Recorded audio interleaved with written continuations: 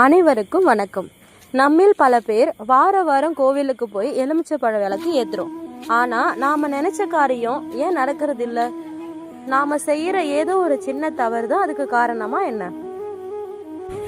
எலுமிச்சை விளக்க எந்த தெய்வத்துக்கு ஏத்தணும், எந்த கிழமையில, எந்த நேரத்துல ஏத்துனா என்ன பலன் கிடைக்கும், வீட்டில் ஏத்தலாமா கூடாதா?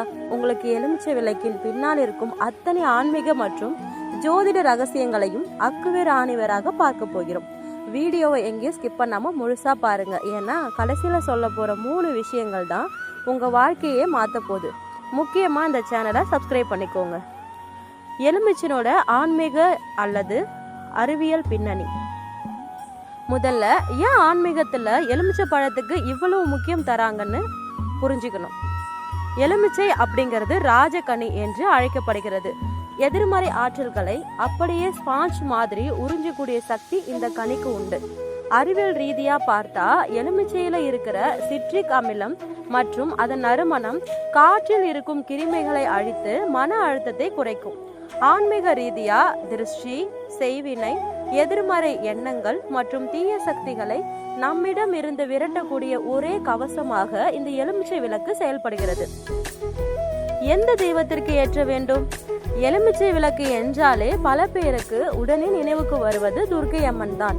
ஆமாம், ஆதிசக்தியின் உக்கிர வடிவங்களான துர்க்கை, காளி, மகிஷாசுர மர்த்தினி மற்றும் பிரத்யங்கரா தேவி போன்ற பெண் தெய்வங்களுக்கு இந்த விளக்கு மிகவும் உகந்தது.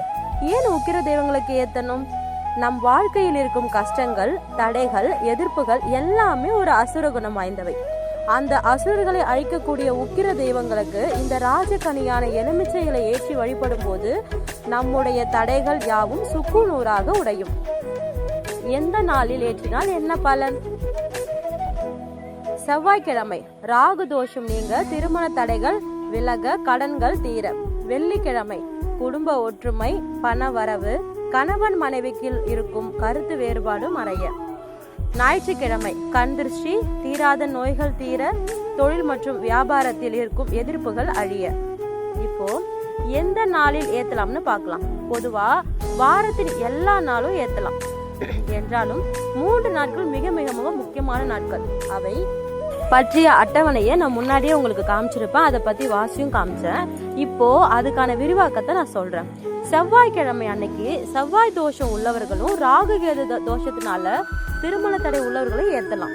இதை செவ்வாய்க்கிழமை அன்னைக்கு ஏத்துறதுனால உங்களுக்கு தோஷங்கள் எல்லாமே உடையும். வெள்ளிக்கிழமை அன்னைக்கு ஏத்துறதுனால வீட்டுல இருக்கிற வறுமைகள் நீங்கி லட்சுமி கடாட்சம் உருவாகும். அது மட்டும் இல்லாம கணவன் மனைவிக்குள்ள இருக்கிற பிரச்சனைகள் எல்லாமே ஒழிஞ்சு போய் அவங்களுக்குள்ள ஒற்றுமைங்கிறது ரொம்ப பலமா உருவாக ஆரம்பிக்கும். ஞாயிற்றுக்கிழமை அன்னைக்கு பாத்தீங்கன்னா ரொம்ப குணப்படுத்த முடியாத நோயில அவதிப்படுறவங்க, பில்லி, சூனியம், பயம் உள்ளவங்க, கண் திருஷ்டி அதிகமாக பட்டு கஷ்டப்படுறவங்க, இது எல்லாமே கழியணும் அப்படின்னா ஞாயிற்றுக்கிழமை மாலையில் ஏற்றுறது ரொம்ப ரொம்ப விசேஷமாக கருதப்படுது. சரியான நேரமும் ராகு காலத்தோட ரகசியமும் பற்றி பார்க்கலாம். பல பேர் கேட்குற கேள்வி, எந்த நேரத்தில் விளக்கு ஏற்றணும்? துர்க்கை அம்மனுக்கு விளக்கு ஏற்றுறதுனால அது ராகு காலத்தில் மட்டும்தான் ஏற்றணுமா? ராகு காலம் அப்படிங்கிறது பொதுவாக சுபகாரியங்களுக்கு தவிர்க்கப்படும் நேரம். ஆனா துர்க்கை வழிபாட்டிற்கு அதுதான் மிக சிறந்த உன்னதமான நேரம் அப்படின்னு ஜோதிடம் சொல்லுது. சோ இந்த 3 நாட்கள்ல ராகு காலம் எப்போ வருதுன்னு பார்க்கலாமா? செவ்வாய்க்கான ராகு காலம் பாத்தீங்கன்னா மதியம் 3 மணிலிருந்து மாலை 4:30 மணி வரைக்குமே இந்த ராகு காலம் இருக்கு. வெள்ளிக்கிழமை ராகு காலம் எப்பொழுதும் போல காலை 10:30 மணிலிருந்து 12 மணி வரைக்கும். ஞாயிற்றுக்கிழமை ராகு காலம் மாலை 4:30 மணிலிருந்து 6 மணி வரைக்கும். எலுமிச்சை விளக்கு ஏற்றும் சரியான முறை பத்தி பார்க்கலாம். முதல்ல பழத்தை தேர்ந்தெடுக்க வேண்டிய முறை. கரைகள் இல்லாத நல்ல பழுத்த கனிந்த எலுமிச்சை பழமாக பார்த்து எடுக்க வேண்டும்.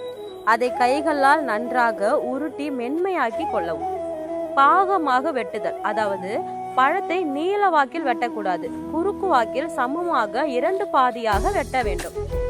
பழத்தை திருப்புதல், அதாவது வெட்டிய பின்பு அதன் சாற்றை லேசாக பிழிந்து விட்டு முழுமையா பிழியக்கூடாது. லேசாக பிழிஞ்சு விட்டு விரல்களால் பழத்தின் உட்பகுதியை மேல் நோக்கி மெதுவாக தள்ளி கிண்ணம் போல் தலைகீழாக திருப்ப வேண்டும்.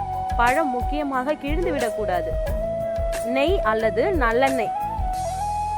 திருப்பி எலுமிச்சை மூடியில சுத்தமான பசு நெய் அல்லது நல்லெண்ணெய் ஊற்றலாம்.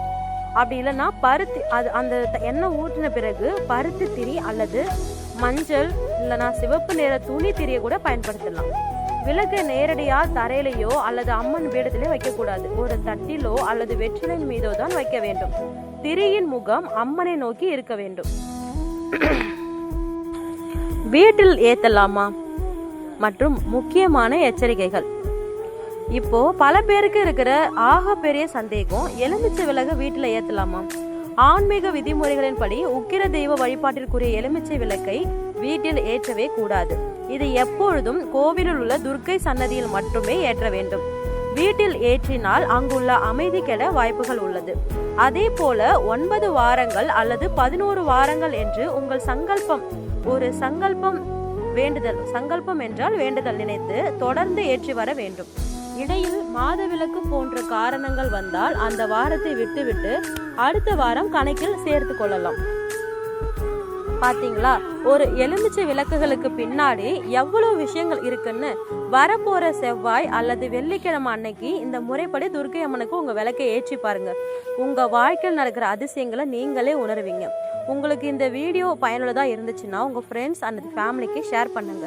முக்கியமா இதுல நான் எதனா தவறா சொல்லியிருந்தாலோ இல்ல இந்த விளக்குகளை ஏற்றி உங்க வாழ்க்கையில கண்டிப்பா எதனா ஒரு அதிசயம் நடந்தாலோ என்கிட்ட கண்டிப்பா நீங்க ஷேர் பண்ணிக்கோங்க.